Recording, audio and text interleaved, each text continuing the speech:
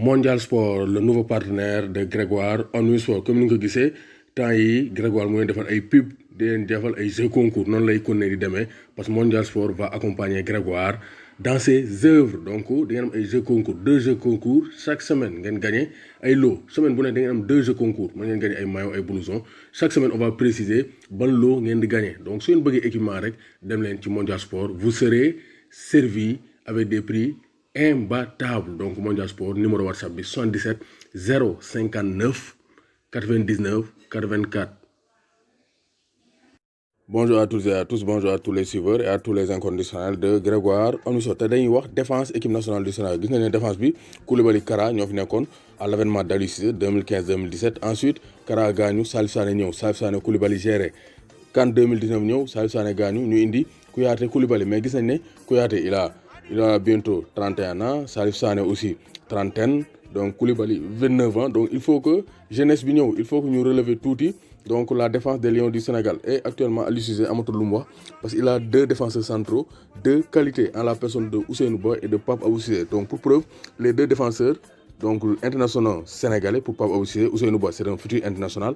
Ñoom ils ont gagné le championnat de Grèce, donc gagné le championnat de Grèce devant Panathinaikos, PAOK Salonique ak AOK Athènes. Donc les légendaires donc challengers, les légendaires adversaires du côté de la Grèce. Donc ñoom ñoo dóor démb 2 buts avec des buts de Coca, un doublé de Coca, waxuma Coca boisson mais un doublé de Coca. Donc Coca c'est un joueur égyptien donc muy juddu Ahmed Hassan Mahgoub mais ñoom des fois dañ leen jox ay surnoms comme Mahmoud Trezeguet mais moom Coca lañ ko tuddee donc un égyptien qui a réalisé un doublé. Donc lan mooy particularité bi ñaari sénégalais bi ils étaient titulaires Pape Abou Cissé et Ousseynou Ba dans l'axe. Donc tey Ruben Semedo moo toog Pape Abou Cissé football parce que actuellement Ousseynou Ba kenn mënut koo génne défense Olympiakos. Donc 24 ans 24 matchs 2100 minutes jouées. Donc le joueur de 24 ans est devenu indéboulonnable dans les plans de Pedro Martins, l'entraîneur d'Olympiakos le Pirée. Donc Pape Abou Cissé moom début saison dafa méttoon parce que avant le match face à Tottenham dafa gaañoon en Ligue des Champions moo tax ren joué na 17 matchs mais 3 buts. Donc c'est un joueur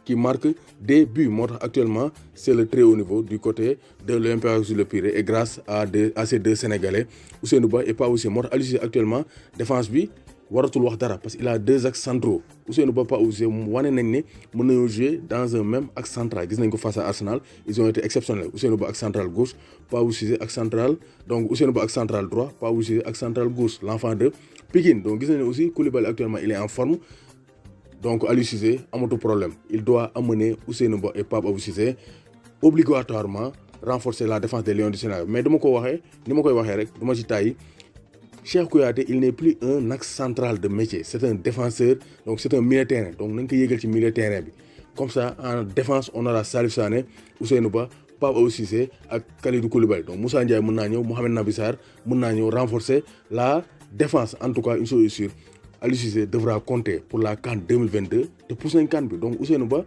ak Pape Abou Cissé dañ gën a ñëwaat en forme.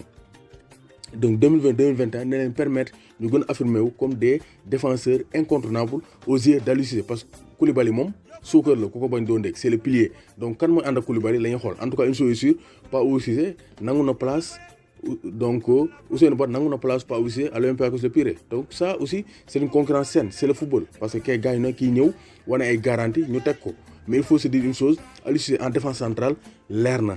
Pape Abou Cissé Ousseynou Ba quel que soit alpha ils doivent être appelés en équipe nationale du Sénégal parce qu'ils sont compétitifs et ils sont talentueux et ils ont le même âge ils ont 24 ans ils incarnent l'avenir de la défense des Lions du Sénégal avec Kalidou Koulibaly. Donc Koulibaly mën nañu accompagner d'ici 3 ans 4 ans après mu demee boy yi war nañoo mën a gérer. Donc félicitations au passage à Pape Abou Cissé et à Ousseynou Ba les champions de Grèce. Donc après Krépin Diatta Sadio Mané Gana Gueye donc voici un autre Sénégalais 2 autres Sénégalais champions en Europe.